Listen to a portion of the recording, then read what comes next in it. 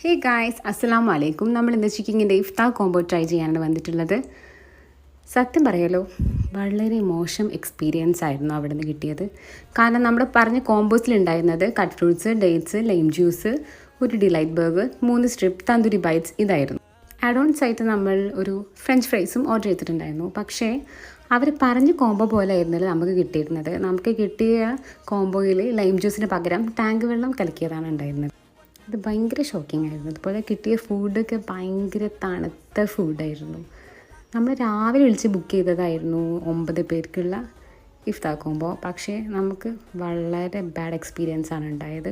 സ്റ്റാഫിൻ്റെ ഭാഗത്തുനിന്നും മോശം എക്സ്പീരിയൻസ് ഉണ്ടായി. കാരണം നമ്മൾ വിളിച്ച് കംപ്ലയിൻറ്റ് ചെയ്ത സമയത്ത് അവരൊരു കോൾ ബാക്ക് ചെയ്തിരുന്നു.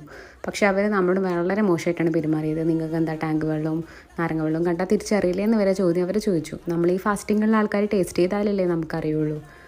അങ്ങനെ വളരെ